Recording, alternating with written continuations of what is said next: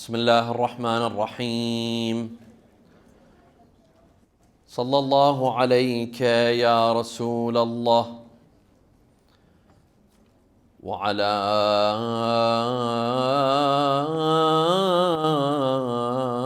أهل بيتك المظلومين.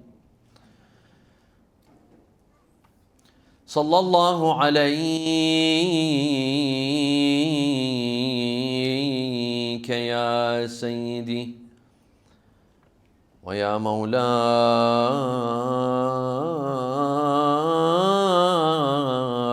يا أبا عبد الله، يا رحمة الله الواسعة ويا باب نجاة الأمة ويا عبرة كل مؤمن ومؤمنة،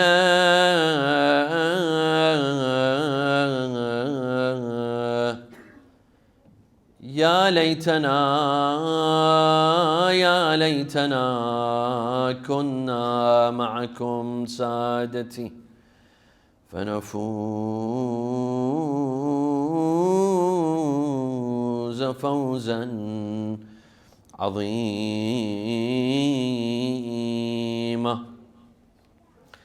أعوذ بالله من الشيطان الرجيم. بسم الله الرحمن الرحيم. يا أيها الذين آمنوا لا تتخذوا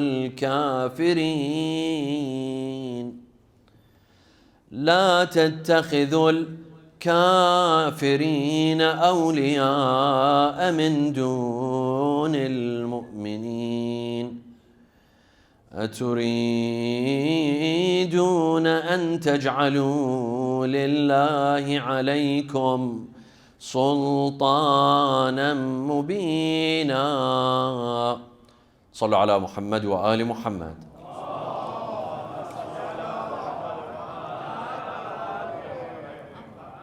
It is very normal, rather expected,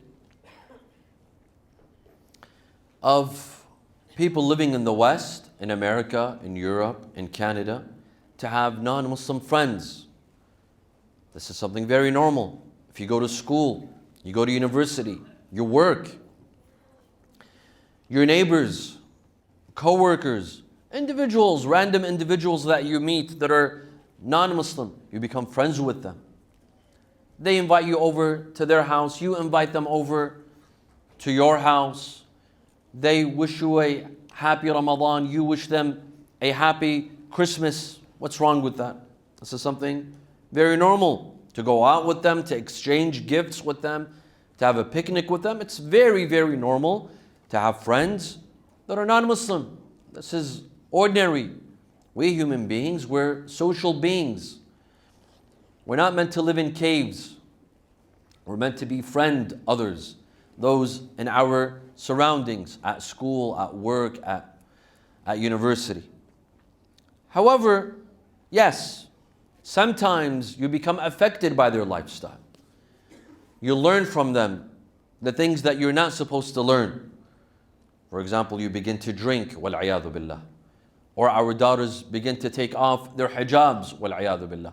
You're affected by their lifestyle, by their food, by their drinking habits, by. Yes, this is a problem. If you're being affected, negatively influenced by a non-Muslim, where your Islamic habits change, your food begins to change, your pattern begins to change, your clothing, the music that you begin to listen to, your lifestyle changes. You begin to live a Western lifestyle. You own a dog now. You just a completely different life. This is something else. This is not what we're not. This is what we're not talking about. This friendship is problematic. Not because they're non-Muslim, but because you're being influenced to the worse. It's not because you're Muslim, your friend is a non-Muslim, but because you are changing Instead of you changing the other person, you're being changed. While we in Islam, we're meant to change others. We are meant to influence others and not the other way around. We have to be the ones that influence. Me, my family, my kids, we influence others and not allow others to influence us. And that is why if you begin to be influenced negatively, it doesn't have to be a non-Muslim friend. Sometimes it's a Muslim friend. Sometimes a Muslim friend is more disastrous than a non-Muslim friend. Some of our kids, wal-'iyadhu billah, might learn to do drugs, not from their non-Muslim friends, but from their Muslim friends. This friend you would have to block out. Any friend that teaches you things that are negative, away from Islam, that have nothing to do with Islam or against Islamic teachings, you have to block out, whether they are Muslim or non-Muslim. Doesn't matter what the religion is. The question is, are you negatively affected or you're not negatively affected? No, let us assume that you are not being negatively affected by your non-Muslim friend. You practice your religion according to Islamic law. You pray, you fast, you wear the hijab. You eat halal food. You go about practicing your faith and religion, but at the same time you have non-Muslim friends. Is this a problem? Is this problematic? Is it haram to have non-Muslim friends in Islam? There are some that might argue that yes, the Quran forbids us from having non-Muslim friends. How? Because the Quran says, the verse that I began my lecture with, يَا أَيُّهَا الَّذِينَ آمَنُوا لَا تَتَّخِذُوا الْكَافِرِينَ أَوْلِيَاءَ مِن دُونِ الْمُؤْمِنِينَ. O you who believe, do not take non-Muslims as awliya rather than Muslims. And they explain awliya to mean friends. Do not take them as friends. And I have seen some translators, some translations to the Holy Quran, they've translated the word awliya here to mean friends. So you can't have Muslim friends, you can't have non-Muslim friends at school, at work, at university. Just have Muslim friends. You cannot have non-Muslim friends. Is this true? Is this a correct reading of the verse? Is this a correct understanding of the verse? Or is the verse trying to say something else? And that we may have Muslim, non-Muslim friends. This is what we will examine tonight. Wa sallu ala Muhammad wa ali Muhammad.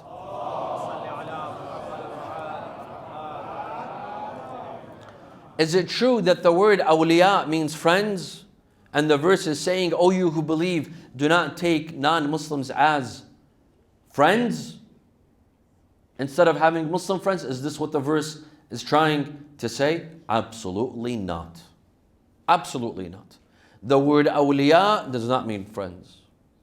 It doesn't mean friends. And unfortunately, it is the same scholars who made a mistake when explaining the sermon of Rasulullah sallallahu alaihi wasallam in Ghadir Khum. What did Rasulullah say? He gave a sermon, أن النبي أولى بالمؤمنين من أنفسهم, that the Prophet is awla. He has a precedence and has a priority over mu'mineen. He has a superiority over the mu'mineen. And then he says, he took the hand of Amir al-Mu'mineen alayhi salam, he raised it to the point where bana bayadu ibtayhima, the white portion of their armpits were shown to everyone, and he said, Man kuntu mawlah fahadha aliyun mawlah. What do they say? The opponents, those who do not accept the wilayah of Imam Ali alayhi salam, they say that Rasulullah sallallahu alayhi wa alayhi, at Ghadir Khum, he announced his friendship to Imam Ali. Awla, wali means friendship. Ajib. Rasulullah stopped in the middle of the desert. Over 100,000 of the Sahaba, if not 200,000.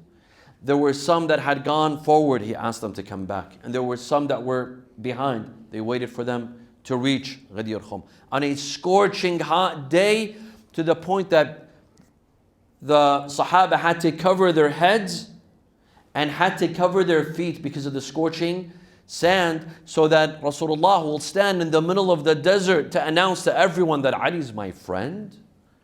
Who would believe this? What sort of prank is this? What sort of prank was Rasulullah playing on his Sahaba that he just wants to tell them that Ali is my friend? Does this make sense? Is this logical that Ali is my friend? They say Wali. Wali is a friend. Awliya are friends. طيب. And what I noticed is that there are some scholars who play a double standard. Not from us, of course, not followers of Ahlul Bayt, but from them. Their mufassirin. Here they fell in a dilemma. When it comes to this verse, يا أيها الذين آمنوا لا تتخذوا الكافرين أولياء. They said no, awliya here has a different connotation. It has a political connotation. But من كنت مولاه فهذا علي مولاه. Wali there means friend. Ajib. It's the same word. It's one language. It's not like it's Arabic and Spanish or Spanish and French. It's the same word, same language, and it's being used in the same context. How can you give it one definition when you want, and you give it another definition when you don't want? Wali is something very obvious in the Arabic language. Wali means guardian. In the Arabic language, when we say the father has wilaya over the child, wali, the father is a wali over his child. What does that mean? It's his friend? No, it's his guardian. At school, when there's a field trip, they want the signature of the guardian. Who's the guardian? The father. The father is the guardian. Hence, he's wali. The father is the guardian over his children. That's a wilaya. That's a wilaya. That's a form of guardianship. What is a guardian? A guardian is someone who has superiority, someone who leads, someone who protects, someone who looks over. And hence Allah says, Bismillah ar-Rahman ar-Rahim, إِنَّمَا وَلِيُّكُمُ اللَّهِ. The verse is saying that Allah is your friend. إِنَّمَا وَلِيُّكُمُ اللَّهِ. Allah is your guardian. وَرَسُولُهُ. And His messenger. وَالَّذِينَ آمَنُوا. Those who believe. الَّذِينَ يُقِيمُونَ الصَّلَاةَ وَيُؤْتُونَ الزَّكَاةَ وَهُمْ رَكِعُونَ. Those who believe and those who establish salah, pray, and give zakat while in the state of ruku'. And this did not happen to anyone other than Ali ibn Abi Talib, Amir al-Mu'mineen. Salawatullahi wa salamuhu alayhi.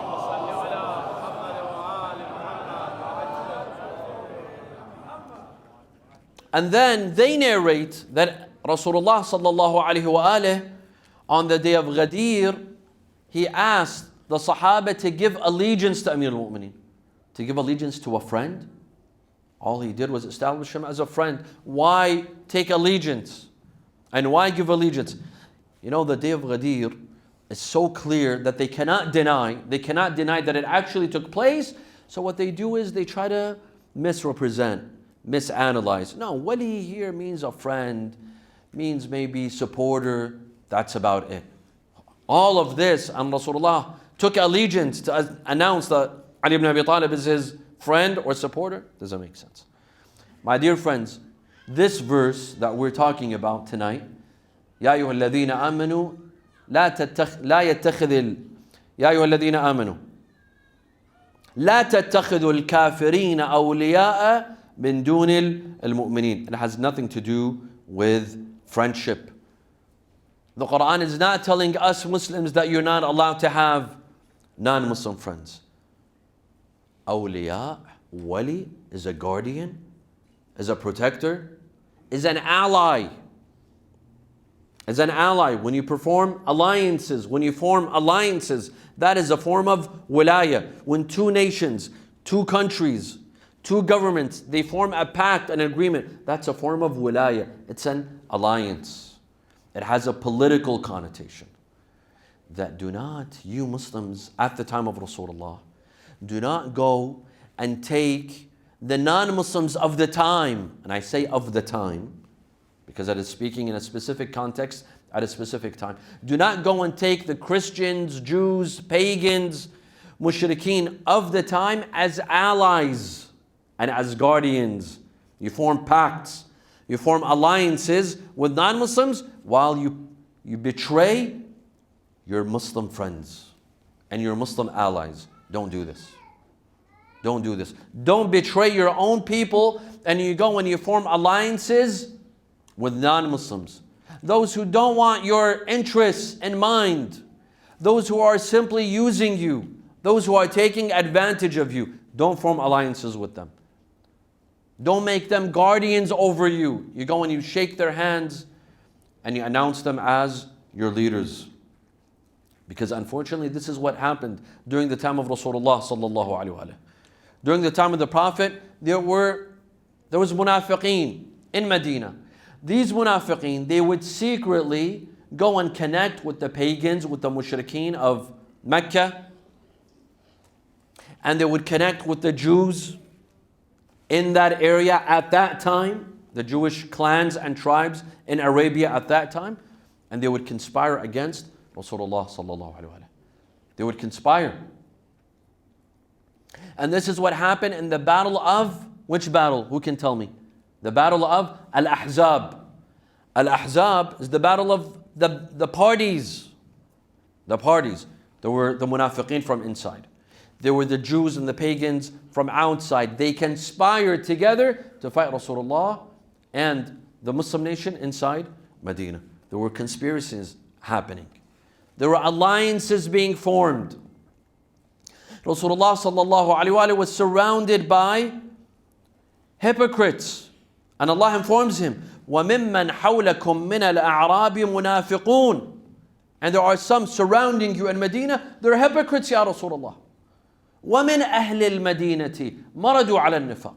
Some from indigenous, from Medina, they live amongst you. مَرَدُوا عَلَى النِّفَاقِ. They are hypocrites. They are the eyes and the ears of the enemies outside. Be careful what you say, what you do, because they're transporting news from the community to others. لا تعلمهم نحن نعلمهم. Ya Rasulullah, maybe you don't know them by name, but we know them by name. They were hypocrites. From within the community. In fact, even from the Sahaba, from some of the closest Sahaba of Rasulullah sallallahu alaihi wasallam. We learn in the conspiracy of Aqaba. Inshallah, I plan on talking about this in another lecture whenever time permits, perhaps during Arba'in, inshallah. The conspiracy of Aqaba. Read about the conspiracy of Aqaba. When the companions of Rasulullah plotted to kill him when returning from Tabuk. Upon returning from Tabuk, 15 or 14 of the Sahaba. He was coming back from Tabuk. And Rasulullah ordered all of the Sahaba to take the land rail, to take the landline back to Medina while he was taking the mountains. But some of the Sahaba, they followed him in the middle of the night. In the middle of the night. Rasulullah heard their horses in the middle. They were chasing him on the mountain. And they wanted to throw a rock towards his horse so that his horse will trip and he will fall in the valley and he would die. At that moment, lightning happened and their faces were exposed, all 15 of them. Ya Rasulullah did not expose them. Ya Rasulullah did not expose them. Rasulullah kept it a secret. He did not expose them, although he could have, and he could have killed them. Some of the Sahaba, Al-Hudayfa ibn al-Yaman was with Rasulullah. He was holding his camel. Told him, Ya Rasulullah, let's go back to Medina and let's cut their heads off. These guys were about to kill you. Rasulullah said, no. أكره أن يقال محمد يقتل أصحابه. اللهم صل على محمد وعلى محمد. He says, I'm afraid people will say that I kill my companions, and I don't want people to say that about me. 15 of them, go read about them. Who were they that conspired to kill Rasulullah?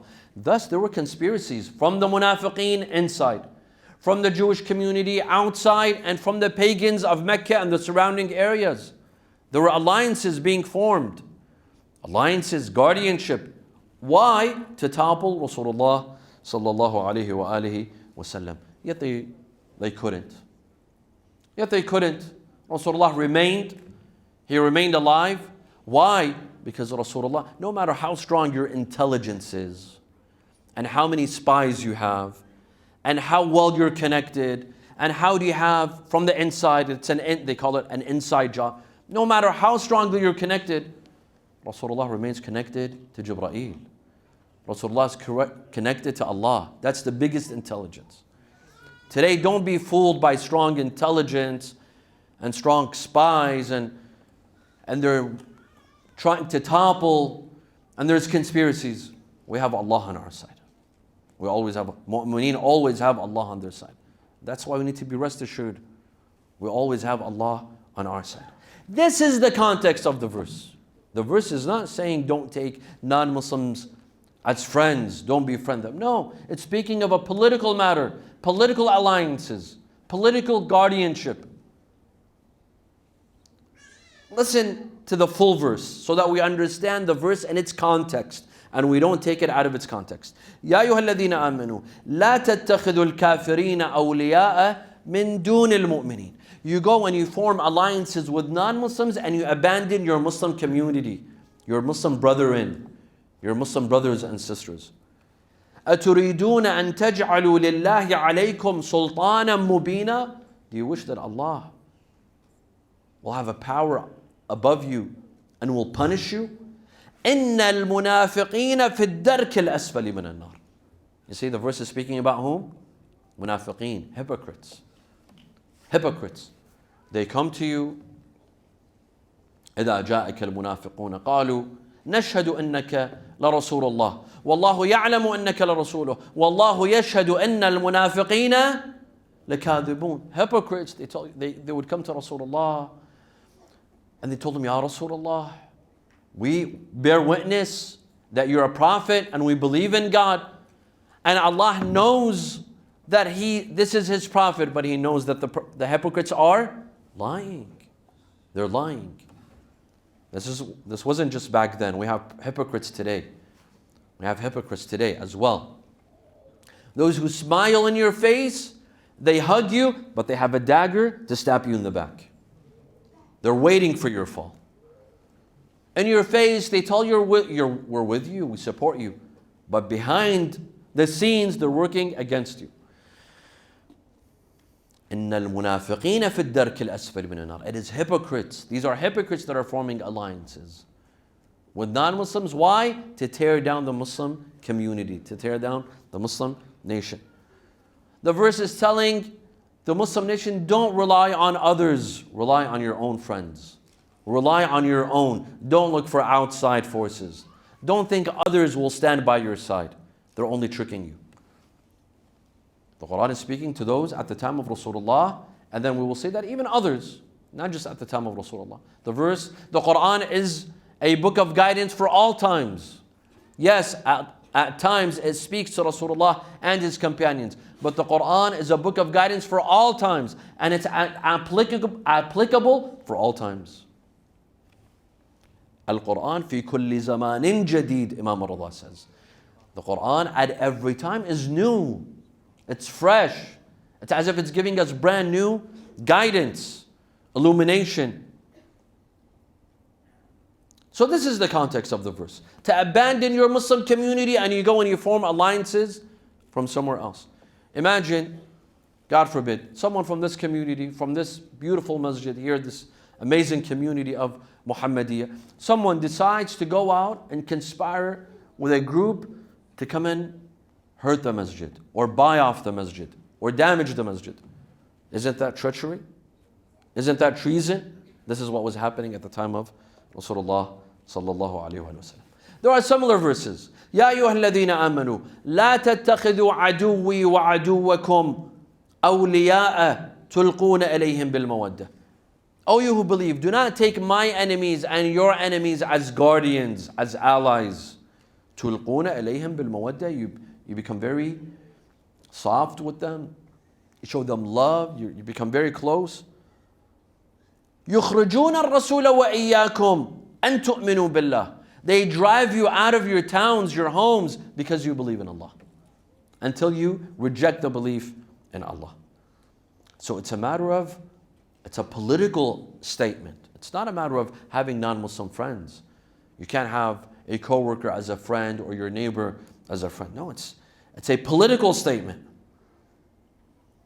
It's a very political statement. And today, my dear friends, this is very, very relevant. Today, there are countries, Muslim countries, they claim to be Muslim. They show animosity to other Muslim countries. They show animosity, hatred, and even conspiracy. They conspire against certain Muslim countries, yet they go and they flirt with other countries. They're in a relationship with other countries. They go and they normalize with other countries. They abandon their own. They abandon their own. Those who say, Ashhadu an la ilaha illallah wa ashhadu anna Muhammadan Rasulullah.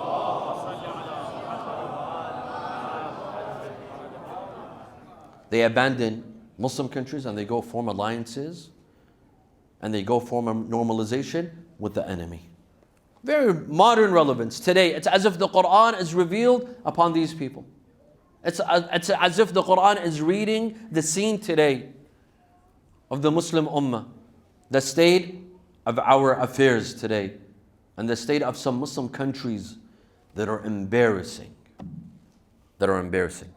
Instead of forming alliances with other Muslim countries, they go and form an alliance with an enemy state, and they normalize.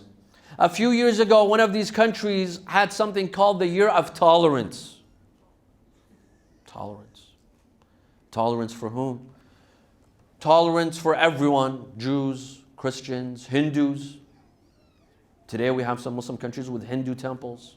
We don't have anything against Hindus. Buddhist temples, and again, we don't have anything against Buddhists. They could practice the religion freely as they wish. But when it comes to Shi'i mosques, no. During Muharram, are you allowed to have majlis? No, this year there's no majlis. As I speak to you now, there are some Muslim countries, our Shia brothers and sisters, they don't have majalis. They spent the last 10 nights of Muharram at home.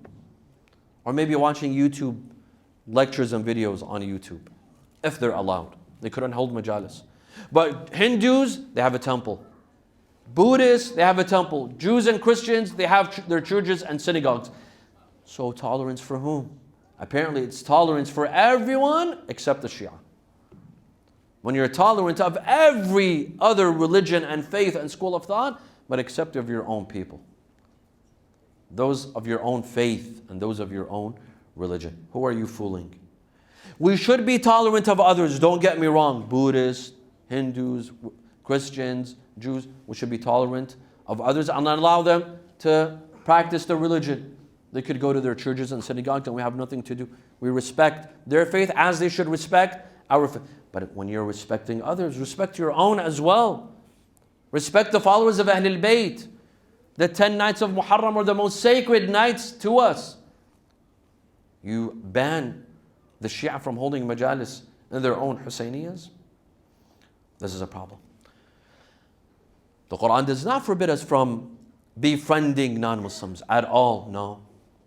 On the contrary, the Quran says, those who show you love and respect and tolerance, you also show them love, respect and tolerance.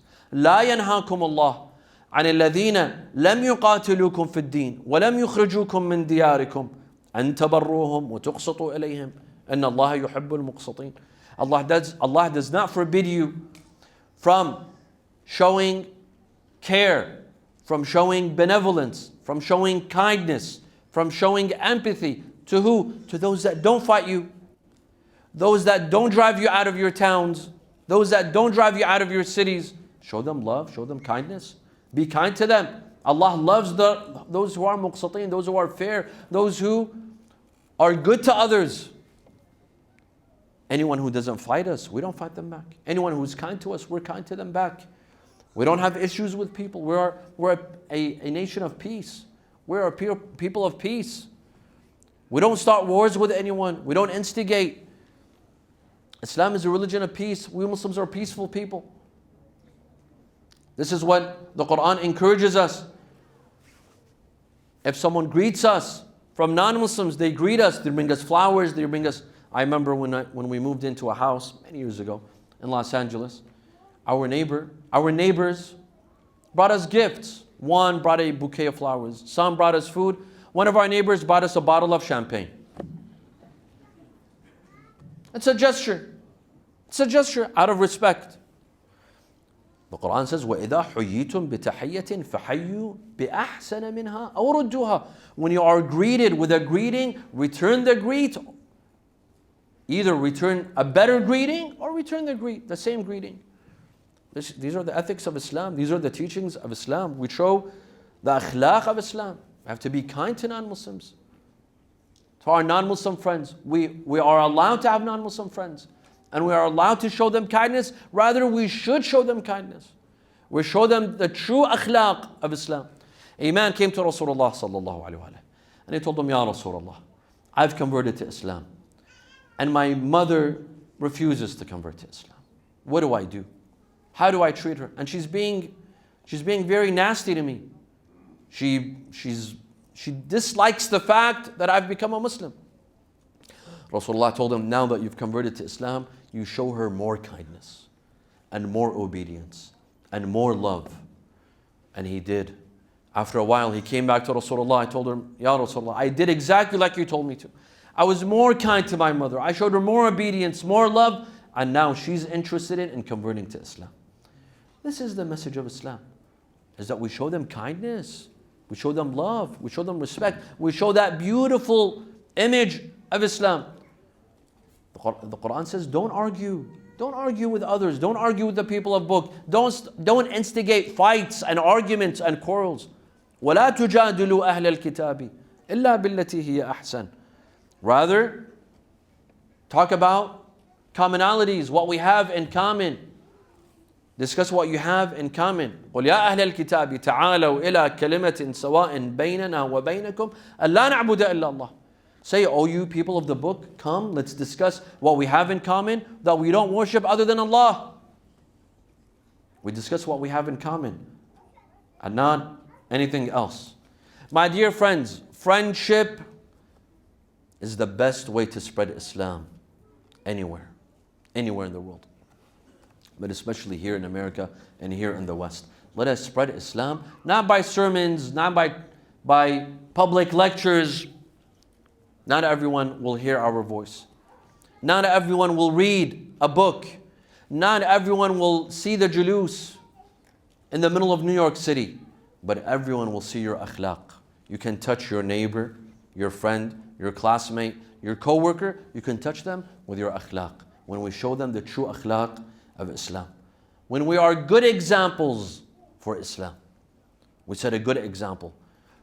So that my neighbor says, I have a wonderful neighbor. He's a Muslim. And I've never seen anything negative of him. All I've seen is good. This is the type of people that we should be. Give a good image of Islam. Not to destroy the image of Islam. The hadith says, كُونُوا دُعَاةً لَنَا صَامِتِينَ. Call people to us, our school of thought, but you don't have to speak a word. You could be mute, but you call people to Islam through akhlaq. Through your akhlaq, through your etiquettes. Through your morals.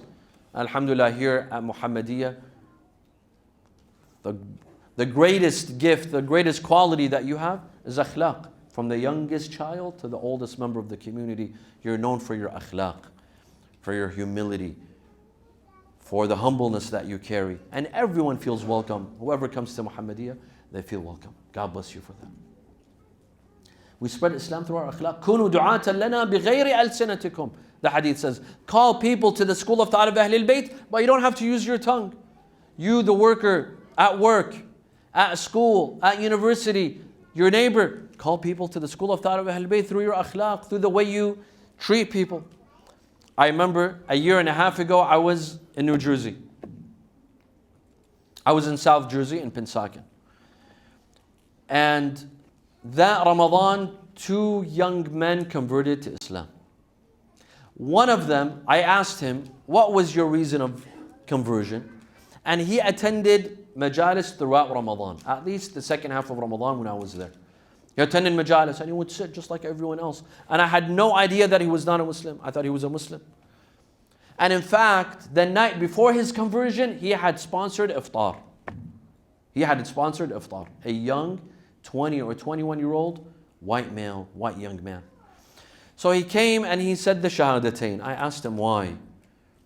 Why are you becoming a Muslim? He said, because of my friends. I grew up with them.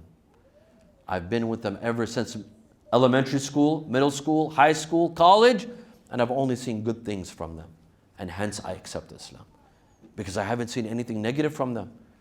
Look at how powerful a friendship can be. You can draw people to Islam through friendship. I remember another convert, another brother in Toronto, Canada, also in the month of Ramadan, I believe 2024, if I'm not mistaken. If I'm not mistaken, 2024 or 2023. He came and he said the shahadatain. He attended our lectures for several nights, and then he said, I am ready to announce the shahadatain. I asked him, what is the reason of your conversion? He said, because I have a neighbor, they're from Iraq. And once a while, maybe every 2 days, 3, I live by myself, I don't have a family. I'm far away from my parents. I'm not married, I don't have kids. I live on my own. My neighbor, once in a while, they bring me a meal, a warm meal. And they say that we see you, you come home late from work at 5, at 6. You don't have time to cook. Here, we've cooked. We want you to eat. He said, because of this gesture, and I saw that my neighbor wears hijab, and this got me curious to ask, why do you wear the hijab? For what reason? And this is what got me to convert to Islam. This is how we spread Islam in America, my dear friends. Through our akhlaq. We influence our neighbors, our co-workers, our classmates, our employees, our employer, through akhlaq. Islam spread through akhlaq. Rasulullah says, إِنَّمَا بُعِثْتُ لِأُتَمِّمَ مَكَارِمَ الْأَخْلَاقِ. I came to perfect people's akhlaq. Islam spread through akhlaq, nothing else. We cannot spread Islam by money or by force or by aggression or by violence. We spread Islam through our akhlaq. If you can guide one person to Islam, that has so much value in the eyes of Allah. Rasulullah sallallahu alayhi wa sallam sent Amir al-Mu'mineen to Yemen. Sallu ala Muhammad wa ala Muhammad.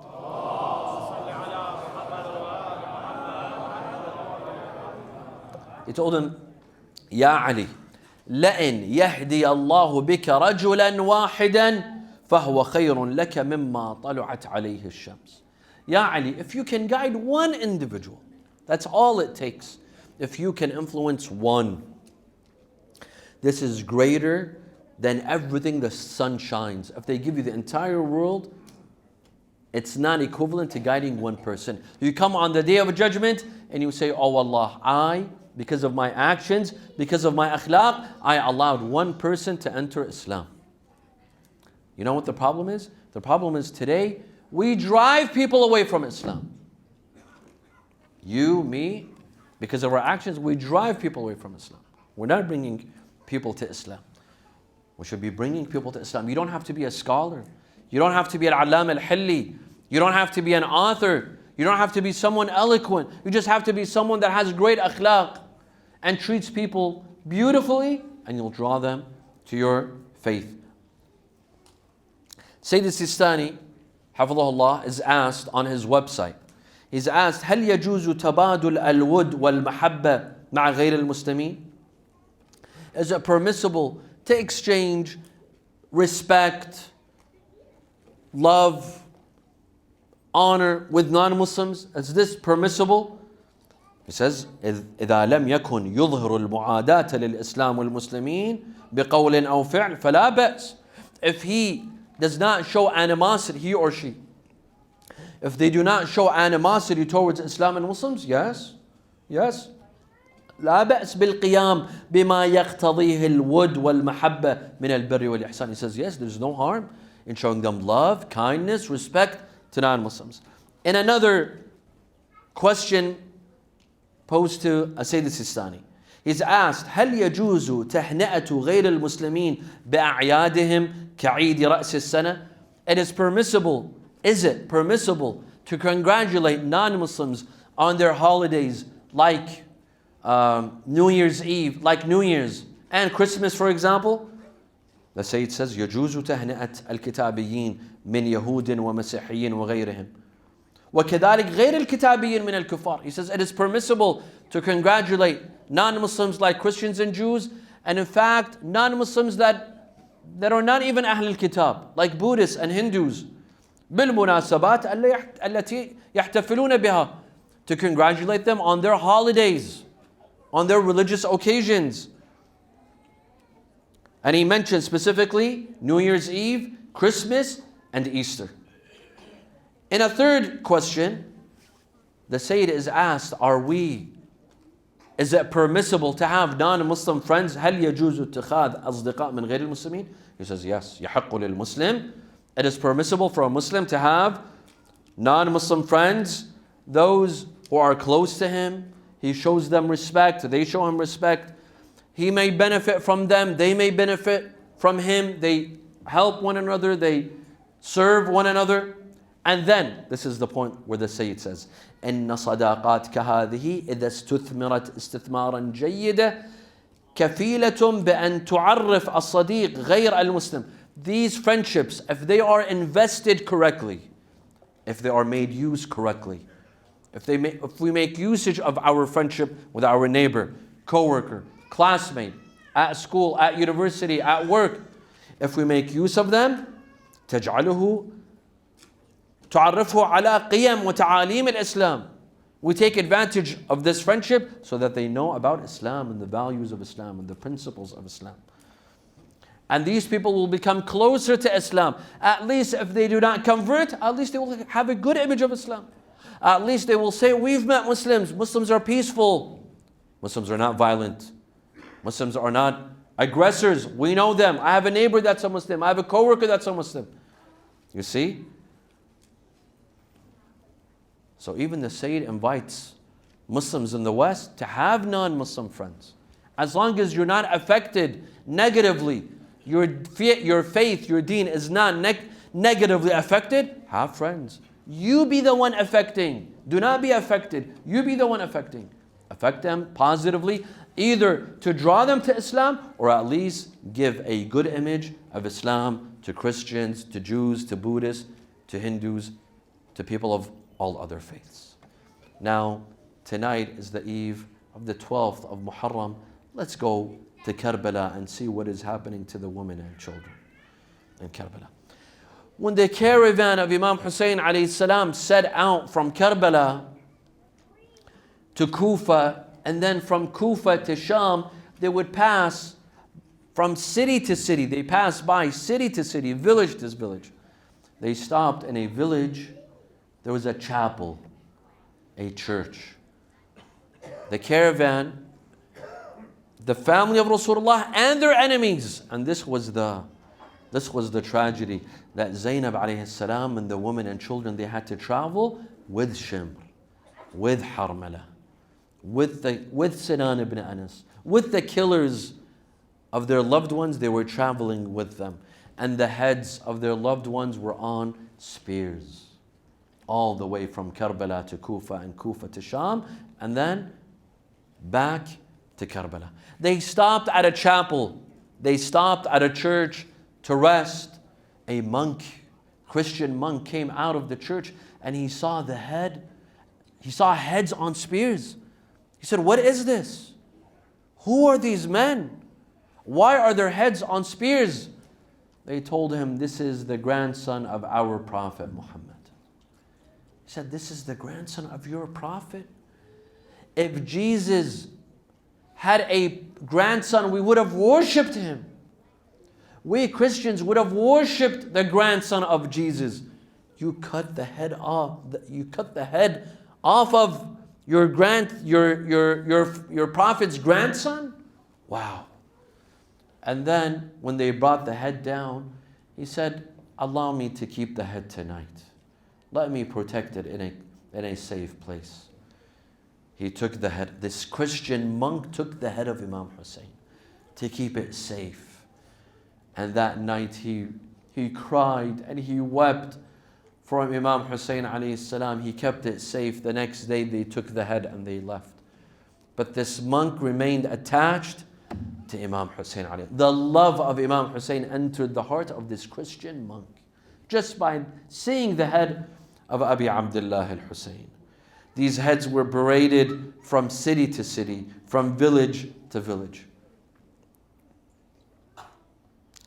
3 days passed and the bodies of Imam Hussein and his brothers and his companions were laid on the battleground, unshrouded, unwashed, untouched, stripped of their clothing, stripped of their armor, under the hot, scorching sun of Kerbala for 3 days.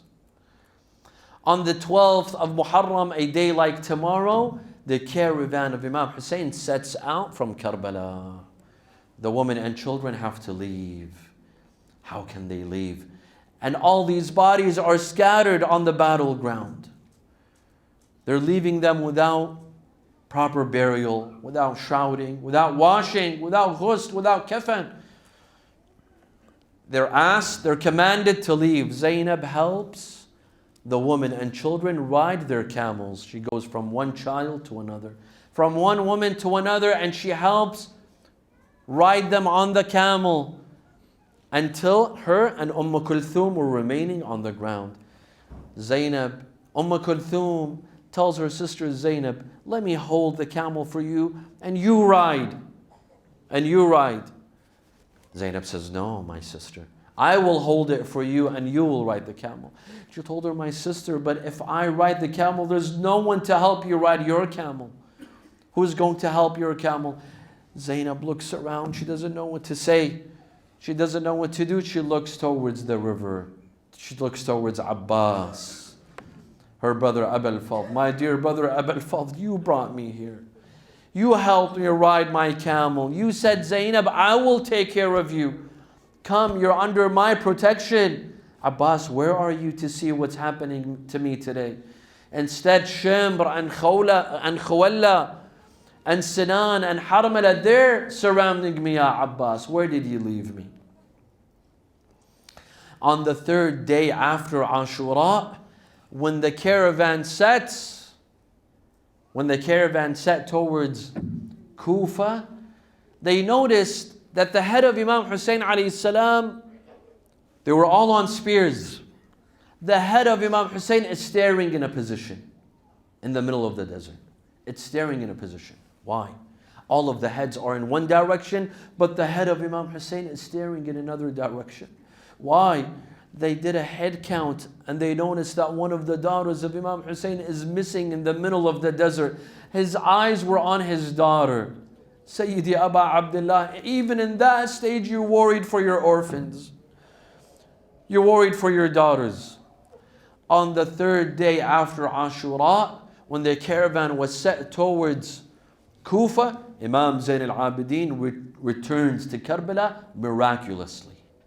Miraculously to bury the dead. To bury his father after 3 days of remaining on the battleground. Imam Zain al-Abidin alayhi salam is ready to bury Bani Asad, the tribe surrounding Kerbala. They arrived to Kerbala 3 days late. He told him, my master, is there anything we could do for you? He said, you have come too late. They have already massacred my father. They have already massacred us. They said, then allow us at least to help you wash and bury the bodies. He said, you may allow, I will allow you to help me bury the dead, except my father and my brother Ali al-Akbar. I will bury them on my own. So they helped bury the dead. But as for Imam Hussein alayhi salam, Imam Zain al-Abidin and gathered what was scattered of the body of Abi Abdullah, and he put him in his grave, that headless body. He put it in his grave, and he put Ali al-Akbar right at beneath the feet of his father, Imam Hussein alayhi salam. And then when Imam Zain al-Abidin had buried his father in that state, without changing his clothing, without washing him, he left the grave, he poured the sand. Before leaving the grave, as soon as he left, as soon as he got up, before pouring the sand, he heard a voice from the grave. He heard a voice from his father telling him, ولدي ناولني رضيعي وضعه على صدري. My son Zain al-Abidin, put my infant on my chest. Imam Zain al-Abidin brought Abdullah al-Radi' and he buried him on his father's chest. When I'm in Kerbala, some Zawar, they come and they ask me, Sayyid, where is Ali al-Akbar buried? I tell them, behind his father. Where are the Shuhada buried? After Ali al-Akbar. Where is Habib buried? Where is Al-Hurr ibn Yazid? And some ask, Sayyid, where is the infant buried? It's so hard to tell them that he's buried on his father's chest. Imam Zain al-Abidin poured the sand on top of the grave of Abi Abdullah al-Hussein and he left. He removed the sand from his hand and he said, Abatah. There, Imam Zain al-Abidin could no longer control his tears. He said, Abatah, amma dunya fa ba'daka mudlima. As for dunya, it is dark after you, ya Aba Abdullah. Wa amma al-akhirah fa binuri wajhika mushriqah. And as for akhirah, it is glowing with your face, ya Aba Abdullah. What is happening to the women and children? Just a few words of poetry. It tells us what Sukaina speaks to her father, Imam Hussein alayhi salam.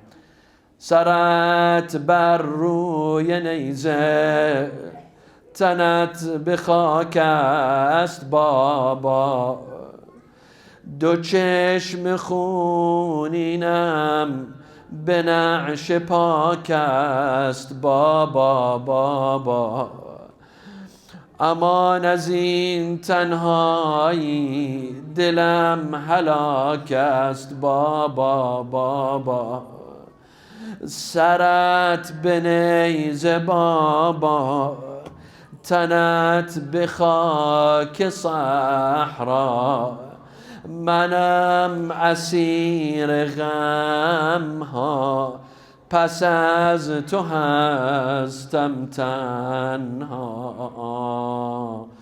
پس از تو هستم تنها لا حول ولا قوة إلا بالله العلي العظيم إنا لله وإنا إليه راجعون نسألك اللهم وندعوك باسمك العلي الأعظم الأعز الأجل الأكرم يا الله اللهم لا تدع لنا ذنبا إلا غفرته ولا هما إلا فرجته ولا عيبا إلا سترته ولا خوفا إلا آمنته ولا رزقا إلا بسطته ولا شملا إلا جمعته ولا مرضا إلا شفيته ولا غائبا إلا حفظته ولا حاجة من حوائج الدنيا والآخرة لك فيها رضا ولنا فيها صلاح إلا قضيتها ويسرتها يا أرحم الراحمين ولأرواح المؤمنين والمؤمنات والعلماء والشهداء وإلى روح سماحة آية الله السيد ساجدي رحم الله من قرأ الفاتحة مع الصلوات.